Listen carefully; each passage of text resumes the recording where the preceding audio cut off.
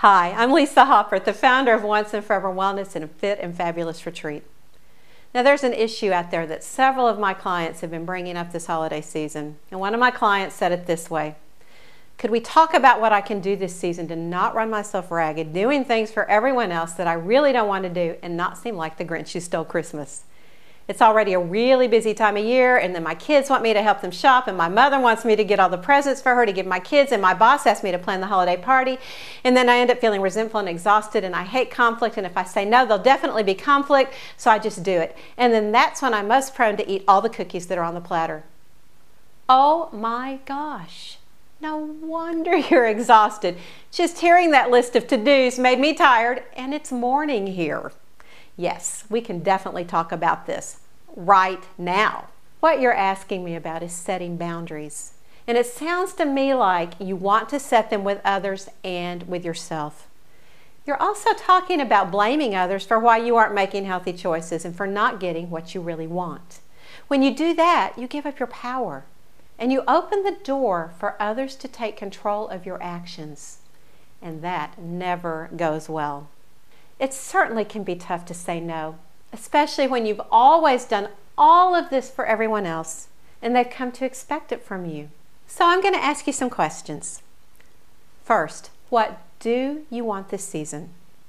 To feel resentful and exhausted like you said has happened in the past years? Or do you want to continue and maybe even further develop your healthy habits during the holiday? Things like maintaining life balance, managing stress well, and eating well.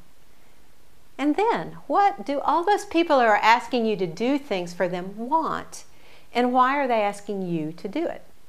And what would happen if you kindly and respectfully told them no? Now, I get that you hate conflict, but there's a difference between conflict and standing up for yourself. When you tell someone no, how you say it's really important. Acknowledge their need, and then simply state yours. Now the conversation could go a little bit like this. Lisa, I need you to get the first 3 things on each of the kids' gift lists for me to give them. And I'll give you some extra money for wrapping paper so that you can just wrap them up and put them under the tree so we don't have to keep handing them back and forth. Mom, I know that in past years I've done this for you, and I know that to you it makes sense for me to pick up all the presents at the toy store for all the kids that are from you and from me. But that's just been too much for me to do. You know, I did it in the past because I didn't pay much attention to how I was feeling. But I found that by the time the actual holiday was here, I was exhausted and irritable. And I'm not going to do that this year. So I'm not going to get your gifts for the kids this year. Now, in that statement, there's no judgment on Mom. You acknowledge what she wants. You don't say that what she wants is unreasonable or bad or stupid. You explain why this time your response is different than it's been in the past. And you kindly say no. And notice, you don't tell her she is going to have to get her own gifts for the kids. When you start using words like have to, man, that opens the door for an argument right back. You simply state that you're not going to do it. Then she can decide for herself if she's going to get them, find someone else to do it for her, or order the gifts from a catalog. By saying yes to yourself, you're taking responsibility for you. And you're giving Mom the opportunity to take responsibility for herself. Now, I am not so naive to say that Mom won't be perturbed or confused by the change in your behavior. But she'll probably get used to the new you. But whether or not she does, you get what you need and really want so that you can be your best you for yourself and everyone else.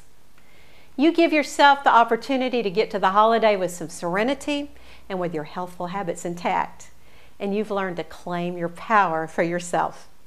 You know, it might just be your best holiday season yet.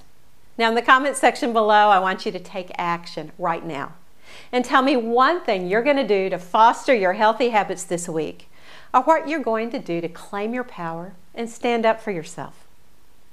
Thank you so much for listening, watching, and being a part of this fabulous community. And if you benefited from what you saw, heard, and read here, please share it with at least 3 of your friends. I'll talk to you soon.